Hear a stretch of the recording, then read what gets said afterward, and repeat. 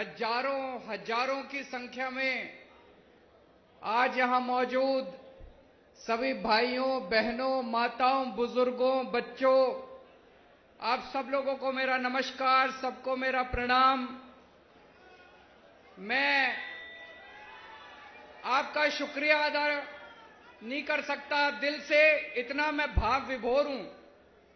इतने घंटों से आप लोग इतनी तपती धूप में पसीना पसीना होके मेरा इंतजार कर रहे हो। आप सब लोगों को मेरा नमन।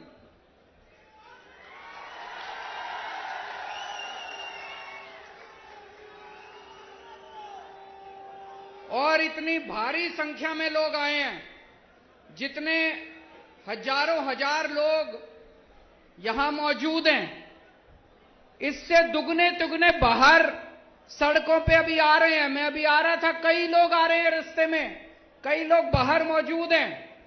उन सब लोगों को मेरा प्रणाम, सबको मेरा नमन। मेरे को सबसे अच्छा तब लगता है जब लोग मेरे को हरियाणा का लाल बोलते हैं।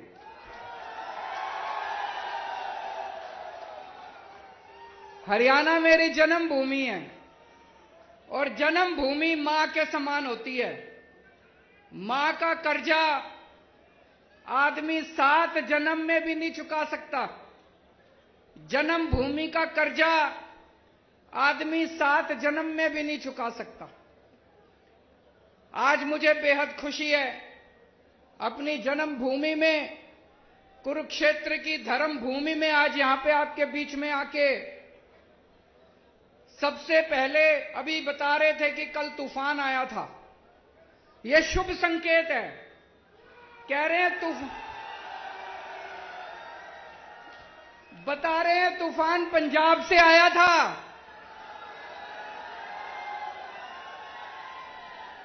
बता रहे हैं तूफान दिल्ली से आया था। तो हरियाणा में तूफान आने वाला है और बड़ा तूफान आने वाला है। और जब ऊपर वाला अपनी झाड़ू चलाता है तो तूफान ही आता है। ऊपर वाले ने झाड़ू चलानी शुरू कर दी तो तूफान से घबराने की बात नहीं है। बड़ा शुभ लक्षण है कि कल तूफान आया था। सबसे पहले मैं हरियाणा के सारे किसानों को बधाई देना चाहता हूं, शुक्रिया अदा करना चाहता हूं। हरियाणा के और पंजाब के किसानों ने मिलके जिस तरह से इतनी अहंकारी सरकार को झुका दिया, 1 साल तक आंदोलन किया, 1 साल तक 36 बिरादरियों ने मिलके, सारे धर्म के लोगों ने मिलके 1 साल तक सिंघू बॉर्डर पे जमे रहे।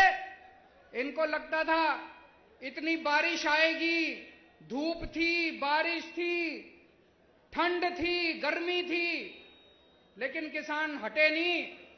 अंत पंत में सरकार को तीनों कानून वापस लेने पड़े। दोस्तों,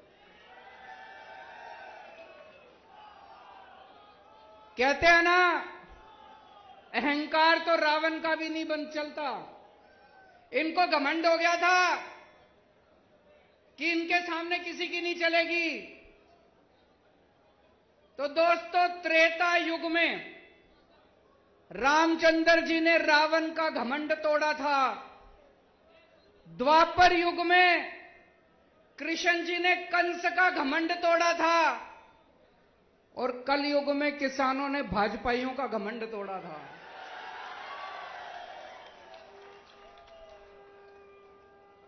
मैं सारे किसान भाइयों को बधाई देना चाहता हूं। दोस्तों, मेरे को राजनीति करनी नहीं आती, मेरे को पॉलिटिक्स करनी नहीं आती। मैं सीधा साधा छोरा हूं। मने काम करना आवे, मेरे से कितना ही काम करा लो। दिल्ली में हमने स्कूल ठीक कर दिए, सरकारी स्कूल। सुना आप लोगों ने दिल्ली के स्कूल शानदार हो गए? किस किस ने सुना है? हाथ खड़े करके बताओ। दिल्ली में सरकारी स्कूलों में गरीबों के बच्चे पढ़ते हैं भाई साहब। गरीबों के बच्चे सरकारी स्कूलों में पढ़ते हैं। पहले दिल्ली के सरकारी स्कूलों का बहुत बुरा हाल था, जैसे हरियाणा के स्कूलों का बुरा हाल है। हरियाणा में भी सरकारी स्कूलों का बुरा हाल है, मैं देख के आया था। दिल्ली में भी सरकारी स्कूलों का बहुत बुरा हाल था। हमने पिछले कुछ सालों में, 7 सालों में दिल्ली के सरकारी स्कूल इतने शानदार कर दिए। आप कहोगे केजरीवाल अपनी बड़ाई खुद ही कर रहा है। इस बार हमारे सरकारी स्कूलों के नतीजे 99.7% नतीजे आए हैं। 99.7%। इतिहास में 70 साल के भारत के इतिहास में सरकारी स्कूलों के नतीजे ऐसे नहीं आए। और भाई साहब, इस साल 4 लाख बच्चों ने प्राइवेट स्कूलों से नाम कटा के सरकारी स्कूलों में भर्ती कराए हैं अपने बड़े बड़े। अब अमीर लोग भी अपने बच्चों को सरकारी स्कूलों में भेज रहे हैं। बड़ी बात है भाई साहब, है कि नहीं है? अभी 2 साल पहले अमेरिका के राष्ट्रपति, अमेरिका तो दुनिया का सबसे बड़ा देश है, सबसे शक्तिशाली, अमेरिका के राष्ट्रपति इंडिया आए थे। जब वो इंडिया आए तो उनकी पत्नी भी उनके साथ आई थी। पत्नी का नाम है मिलेनिया ट्रंप। ट्रंप साहब आए थे ना 2 साल पहले अपने भारत मोदी जी से मिलने। तो जब उनकी पत्नी भी उनके साथ आई तो उनकी पत्नी मोदी जी को बोली, मैंने केजरीवाल के स्कूलों के बारे में बहुत सुना है, मैं उसका स्कूल देखना चाहती हूं। मोदी जी ने बहुत समझाया, बहन मान जा, केजरीवाल के स्कूल में ना जा, मैं अपने स्कूल दिखा दूंगा, मैं बीजेपी वालों के स्कूल दिखा दूंगा, मैं प्राइवेट स्कूल। बोली ना, मैं तो केजरीवाल के स्कूल देखूंगी। माननी नहीं वो माननी नहीं मोदी जी की बात। वो हमारे स्कूल देखने आई। बड़ी बात होगी भाई साहब, अमेरिका के राष्ट्रपति की पत्नी केजरीवाल के स्कूल देखने आई। कुछ तो कर ही रखा होगा हमने, कुछ तो कर ही रखा होगा हमने। मैं पूछना चाहता हूं, ये हरियाणा के खट्टर साहब के स्कूल कौन देखने आया? कोई आस पड़ोस का कोई श्रीलंका वाला ही आ गया हो देखने? कोई, चलो बाहर वाले छोड़ो, कोई अपने देश का ही कोई देखने आया हो इनके स्कूल? अबे कुछ करोगे तभी तो कोई देखने आएगा तुम्हारे स्कूल। कोई। दोस्तों, आज हमारे स्कूलों से निकल के बच्चे बड़े बड़े इंजीनियर बन रहे हैं, गरीबों के बच्चे। जैसे मैं आपको उदाहरण देता हूं, शुभम एक लड़का है, दिल्ली में उत्तम नगर में रहता है। उसके पिताजी चौकीदारी का काम करते हैं, चौकीदार, किसी कंपनी में चौकीदारी का काम करते हैं। 6,000 रुपए महीना है उनके पिताजी की। वो सरकारी स्कूल में पढ़ता है। उसके पिताजी के पास इतने भी पैसे नहीं है कि किताबें खरीद दे, ड्रेस खरीद दे। सारा कुछ उसको स्कूल से फ्री में मिलता है। दिल्ली के स्कूल इतने शानदार हो गए, इस बार शुभम ने आईआईटी की परीक्षा दी। आईआईटी मतलब देश का सबसे बड़ा इंजीनियरिंग कॉलेज। मैं भी आईआईटी से पढ़ा हूं। देश का सबसे बड़ा इंजीनियरिंग कॉलेज, लाखों बच्चे बैठते हैं उसमें। शुभम का पूरे देश में 215 नंबर पे रैंक आया और उसको आईआईटी के अंदर कंप्यूटर इंजीनियरिंग के अंदर दाखिला मिला है उसका। ये छोटी बात नहीं है भाई साहब। और अकेला एक शुभम नहीं है, इस बार दिल्ली के सरकारी स्कूलों के 400 बच्चों का बड़े बड़े इंजीनियरिंग कॉलेज में दाखिला हुआ है। बड़े बड़े हमारे दिल्ली के अब गरीबों के बच्चे इंजीनियर बन रहे हैं, डॉक्टर बन रहे हैं। एक और बच्चा है कुशाल गर्ग, शास्त्री पार्क में रहता है। उसके पिताजी कार्डबोर्ड की कंपनी में मजदूरी करते हैं। 11,000 रुपए महीना तनख्वाह कमाते हैं। उनके बेटे का एडमिशन इस बार ऑल इंडिया मेडिकल कॉलेज में हुआ है। देश का सबसे बड़ा, ऑल इंडिया मेडिकल तो सबसे बड़ा है, ऑल इंडिया मेडिकल में उसके बच्चे का एडमिशन हुआ है। मैं इनसे बात कर रहा था, बोले जी आज से 5 साल पहले जो सरकारी स्कूलों की हालत थी, अगर वैसी हालत रहती हमारे बच्चे भी बड़े होकर मजदूरी करते। ये तो बोले केजरीवाल जी आपका धन्यवाद जो आपने स्कूल इतने शानदार कर दिए। मैं ये कहना चाहता हूं कि अगर गरीबों के बच्चे भी इंटेलिजेंट होते हैं, गरीबों के बच्चे कमजोर नहीं होते। ये तो माँ बाप के पास साधन नहीं होते, सरकारें कुछ करती नहीं है, इसलिए गरीब का बच्चा बड़ा होकर गरीब रह जाता है।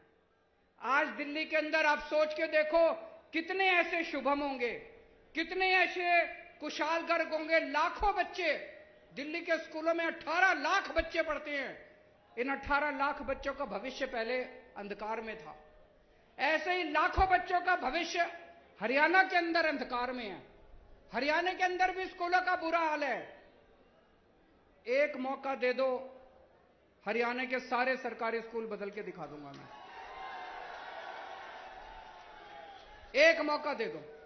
दिल्ली में करके आया हूं, हवा में बात नहीं कर रहा, दिल्ली में करके आया हूं। हरियाणा के भी सारे स्कूल बदल दूंगा। गरीबों के बच्चों को अच्छा भविष्य मिलना चालू होगा। गरीबों के बच्चे भी डॉक्टर बनेंगे, इंजीनियर बनेंगे, वकील बनेंगे। और ये जितने प्राइवेट स्कूल वाले हैं सारे खराब नहीं है, लेकिन कई प्राइवेट स्कूल वालों ने गुंडागर्दी मचा रखी है। मचा रखी है कि नहीं मचा रखी? जब मर्जी फीस बढ़ा देते हैं। कभी कहेंगे development charge, picnic charge, library charge, फलाना चार्ज, ढिमका चार्ज। दिल्ली में 7 साल से हमने इनको प्राइवेट वालों को फीस नहीं बढ़ाने दी, उल्टे इनका सबको ऑडिट कराया। कई लोगों को पैसे वापस कराए हैं प्राइवेट स्कूल वालों से, कभी नहीं हुआ होगा ऐसा। तो आज इतने सारे लोग हैं, मैं आपसे पूछना चाहता हूं, कौन कौन अपने बच्चों को इंजीनियर बनाना चाहता है? कौन कौन अपने बच्चों को डॉक्टर बनाना चाहता है? कौन कौन अपने बच्चों को वकील बनाना चाहता है? सारे जने हमारे साथ आ जाओ। और जो जो लोग अपने बच्चों को गुंडा बनाना चाहते हैं हाथ खड़े करो। जो जो अपने बच्चों को दंगई बनाना चाहते हैं, गुंडे बनाना चाहते हैं, बलात्कारी बनाना चाहते हैं, उनके साथ चले जाओ।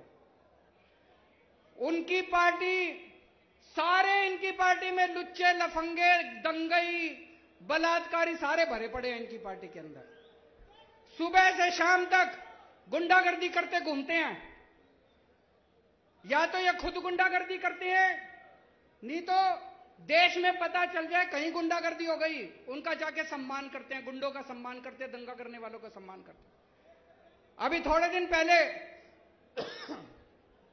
कुछ गुंडों ने मेरे घर पे हमला कर दिया। आपने पढ़ा होगा, अखबारों में, टीवी में देखा होगा। कुछ गुंडों ने हमला कर दिया। इन्होंने उन सारे गुंडों का अगले दिन सम्मान करा। ऐसे देश आगे बढ़ेगा। किसानों के ऊपर इनके आदमियों ने गाड़ी चढ़ा दी उत्तर प्रदेश के अंदर। इनकी पूरी की पूरी पार्टी ने बड़े बड़े वकील खड़े कर दिए उसको बचाने के लिए जिसने किसानों के ऊपर गाड़ी चढ़ाई थी। देश में कहीं बलात्कार हो जाए, देश में कहीं बलात्कार हो जाए, इनकी पार्टी पहुंच जाती है बलात्कारियों का सम्मान करने के लिए, शोभा यात्रा निकालने के लिए। आप क्या सुनते हो इनके बारे में? यही सुनते हो इन्होंने यहां दंगा कर दिया, यहां मारपीट कर दी, यहां गुंडई कर दिया। और आम आदमी पार्टी के बारे में क्या सुनते हो? यहां पे इन्होंने स्कूल बना दिए, यहां अस्पताल बना दिए, यहां बिजली ठीक कर दी, यहां पानी ठीक कर दिया, यहां सड़कें ठीक कर दी। आम आदमी पार्टी शरीफों की पार्टी है। आम आदमी पार्टी देशभक्तों की पार्टी है। आम आदमी पार्टी ईमानदार लोगों की पार्टी है। हम देश की सोचते हैं, हम इनकी तरह गुंडागर्दी नहीं करते। अमेरिका में कोई गुंडागर्दी कर दे तो वो जेल जाता है। इंडिया में कोई गुंडागर्दी कर दे तो इनकी पार्टी में जाता है। यूरोप में कोई बलात्कार करे तो वो जेल जाता है। इंडिया में कोई बलात्कार करे तो इनकी पार्टी में जाता है। कैसा भारत चाहते हो आप लोग? गुंडों का भारत चाहते हो? दंगइयों का भारत चाहते हो कि विकास और तरक्की वाला भारत चाहते हो? मैं आप लोगों से पूछना चाहता हूं, पिछले 7 साल हो गए अब खट्टर साहब को सरकार चलाते। 7 साल से खट्टर साहब की सरकार है। खट्टर साहब ने कितनी नौकरियां दी आप लोगों को? हरियाणा के बच्चों को कितनी नौकरियां दी खट्टर साहब ने? मैंने दिल्ली में पिछले 7 साल में 12 लाख नौकरियां दी है, 12 लाख बच्चों को नौकरियां दी। मैंने 12 लाख बच्चों को नौकरी दी और मैं हवा में नहीं बात कर रहा, वेबसाइट पे पूरा डेटा पड़ा है। हमारी वेबसाइट पे चले जाना, वेबसाइट पे सारा डेटा है। मैंने 12 लाख बच्चों को नौकरियां दी हैं और अगले 5 साल में 20 लाख बच्चों को नौकरी देने का पूरा प्लान बनाया है। मैं नौकरी दे सकता हूं, ये नहीं दे सकते। ये कभी ये नौकरी नहीं देंगे आपको, ये कभी आपके बच्चों को नौकरी नहीं देंगे। क्यों? क्योंकि इनको अपनी पार्टी के लिए बेरोजगार गुंडों की जरूरत है। आपके बच्चों को दंगा कराना सिखाएंगे, गुंडाई करना सिखाएंगे, अपने बच्चों को विदेश भेजते हैं पढ़ने के लिए ये लोग। अभी मेरे को एक भाई बता रहा था, हरियाणा में सारे पेपर लीक हो जाते हैं, जितने भर्तियों के पेपर होते हैं सारे लीक। ऐसा है क्या जी? ये मेरे को एक लिस्ट दी है एक भाई ने। ये 2020 में HSC जूनियर ड्राफ्टमैन का पेपर लीक हो गया। 2020 में हरियाणा पुलिस भर्ती का पेपर लीक हो गया। 2021 में पेपर पुलिस भर्ती का फेर पेपर लीक हो गया। 2021 में कुरुक्षेत्र स्वास्थ्य विभाग का पेपर लीक हो गया। 2022 में HSSC पद की भर्ती का पेपर लीक हो गया। 2022 में ग्राम सचिव और पटवारी की भर्ती का पेपर लीक हो गया। 2022 में ही TGT भर्ती का पेपर लीक हो गया। 2022 में ही डेंटल सर्जन की भर्ती का पेपर। खट्टर साहब, आपसे एक पेपर नहीं कराए जाते, सरकार क्या चलाओगे? एक पेपर नहीं करवा सकता जो आदमी, एक पेपर नहीं करा सकता, वो सरकार क्या चलाएगा? गलत तो नहीं कह रहा भाई साहब? मैं अभी गुजरात गया था, वहां भी पता चला सारे पेपर लीक हो रहे हैं, वहां भी बीजेपी की सरकार है।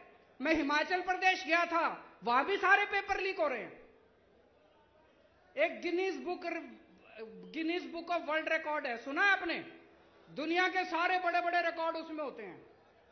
अभी उनकी कल मीटिंग हुई है शाम को गिनीज बुक वालों की, उसमें भारतीय जनता पार्टी का नाम लिखा जा रहा है। सबसे ज्यादा पेपर लीक करवाने वाली पार्टी भारतीय जनता पार्टी।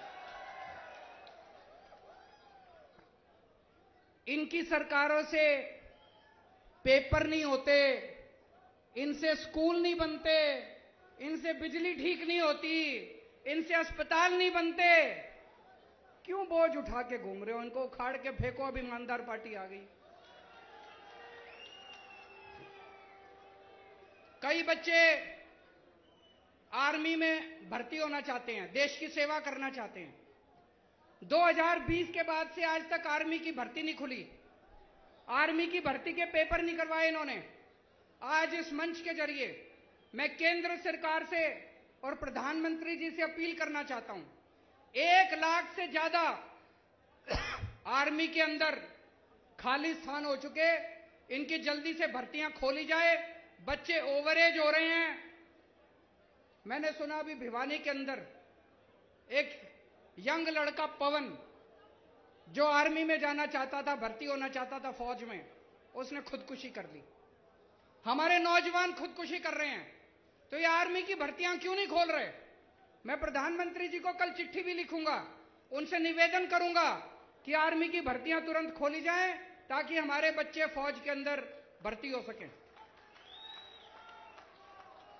दिल्ली में हमने पहले सरकारी अस्पतालों का भी दिल्ली में बहुत बुरा हाल था, हमने सारे सरकारी अस्पताल शानदार कर दिए, खूब सारे मोहल्ला क्लिनिक कर दिए, और दिल्ली में 2 करोड़ लोग हैं, हमने सबका इलाज मुफ्त कर दिया, चाहे कितनी बड़ी बीमारी क्यों ना हो, चाहे लाखों रुपए क्यों ना लगते हो। मैं आपको एक उदाहरण देता हूं। एक मोनिका बहन है, लक्ष्मी नगर में रहती है। वो और उसके पति दोनों को कैंसर हो गया, एक कमरे के घर में रहते हैं, बहुत गरीब लोग हैं।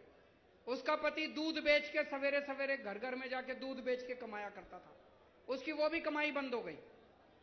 दोनों को कैंसर हो गया। भाई साहब, अगर कैंसर जैसी बीमारी हो जाए तो जमीन बेचनी पड़ जाती है, आदमी लुट जाता है, गहने बेचने पड़ जाते हैं बीवी के। इन दोनों को ऊपर वाले का शुक्र था, दिल्ली में आम आदमी पार्टी की सरकार थी। ये LNJP हॉस्पिटल में गए, शानदार हॉस्पिटल, सारा इलाज इनका मुफ्त हो गया। दोनों ठीक हो गए और अब दोनों ठीक होकर अपना काम कर रहे हैं।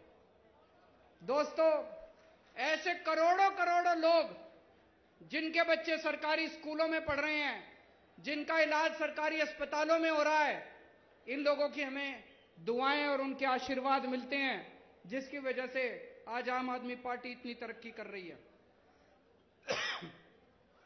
दिल्ली में हमने बिजली 24 घंटे कर दी। पहले दिल्ली में हरियाणा में बिजली जाती है नहीं जाती? मेरे को पता चला खूब पावर कट लगते हैं। दिल्ली में 24 घंटे कर दी, हरियाणा में भी 24 घंटे बिजली चाहिए नहीं चाहिए? दिल्ली में केवल 24 घंटे बिजली नहीं करी, फ्री बिजली भी कर दी। फ्री बिजली चाहिए नहीं चाहिए? एक बारी हाथ खड़े करके बताओ, फ्री बिजली जिसको चाहिए। फ्री बिजली चाहिए तो सरकार बदलनी पड़ेगी, या खट्टर तो फ्री बिजली, खट्टर साहब तो नहीं करेंगे फ्री बिजली। अभी हमें पता चला पंजाब में हमारा एक मंत्री अफसरों से पैसे मांग रहा था। हमारा हेल्थ मिनिस्टर पंजाब का अफसरों से पैसे मांग रहा था। मीडिया को नहीं पता था, विपक्षी दलों को भी नहीं पता था। कोई और पार्टी होती तो क्या करती? उसको कहती थोड़ा बहुत पार्टी फंड में भी जमा करा, सारा खुद मत खा। यही कहते। कोई और मुख्यमंत्री होता तो क्या करता? कहता आधा मेरे को दे, आधा खुद रख। आम आदमी पार्टी ऐसी नहीं है। हमने उस मंत्री को बर्खास्त करके उसको सीधा जेल में कर दिया। हमने दिल्ली में हमारा एक मंत्री, एक राशन वाले से मेरा मंत्री पैसे मांग रहा था। 2015 की बात है। मेरे पास ऑडियो रिकॉर्डिंग आई। किसी विपक्ष को नहीं पता था, किसी टीवी चैनल वाले को नहीं पता था। मैंने तुरंत अपने मंत्री को बर्खास्त करके उसको सीबीआई को सौंप दिया। इसीलिए कहते हैं आम आदमी पार्टी कट्टर ईमानदार पार्टी है। कट्टर ईमानदार मतलब मेरा बेटा भी अगर कल को बदमाशी करेगा तो उसको बख्शूंगा नहीं, उसको छोड़ूंगा नहीं। किसी की भी बेईमानी बर्दाश्त नहीं की जाएगी। इनकी पार्टियों में भ्रष्टाचारी नहीं बैठे क्या?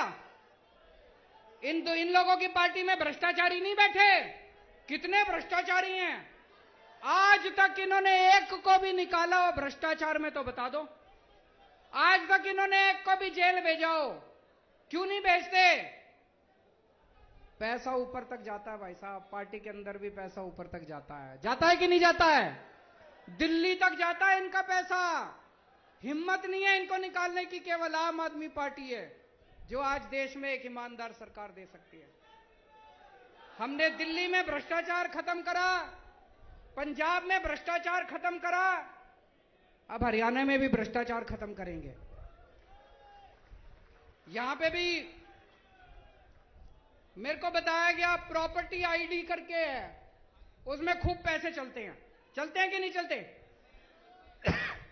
नगर निगम का चुनाव आने वाला है। इस नगर निगम के चुनाव में आप अपनी ताकत दिखा दो। जैसे पंजाब के लोगों ने अपनी ताकत दिखाई थी, जैसे दिल्ली के लोगों ने ताकत दिखाई थी, इन सारी पार्टियों को उखाड़ फेंको। एक मौका दो, नगर निगम को भी साफ करेंगे झाड़ू से, सारा भ्रष्टाचार दूर करेंगे और उसके बाद 2024 में हरियाणा को भी पूरे को साफ करेंगे, भ्रष्टाचार दूर करेंगे। मेरे को कोई पत्रकार कह रहा था कि ये बीजेपी वाले खट्टर साहब को हटा रहे हैं, कोई दूसरा सीएम ला रहे हैं। ऐसा है क्या? सुना आप लोगों ने भी? कह रहे खट्टर साहब को हटा के दूसरा सीएम ला रहे हैं।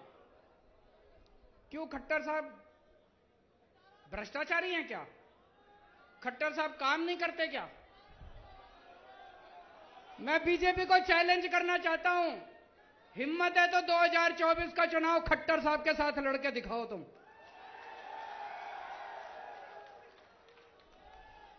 दोस्तों, हमारा तो एक ही मकसद है, हमारी जिंदगी का एक ही मकसद है, भारत को दुनिया का नंबर 1 देश बनाना। भारत दुनिया का नंबर 1 देश बन सकता है। भारत के लोगों में बहुत ताकत है, भारत के बच्चों में, युवाओं में बहुत ताकत है। मेरा मकसद है, कई मेरे से पूछते हैं पत्रकार, आप कौन सी पार्टी के साथ अलायंस करोगे? मेरे को यह अलायंस करना नहीं आता। मैं 130 करोड़ लोगों का अलायंस बनाऊंगा इस देश के। किसानों का अलायंस बनाएंगे, मजदूरों का अलायंस बनाएंगे, डॉक्टरों का अलायंस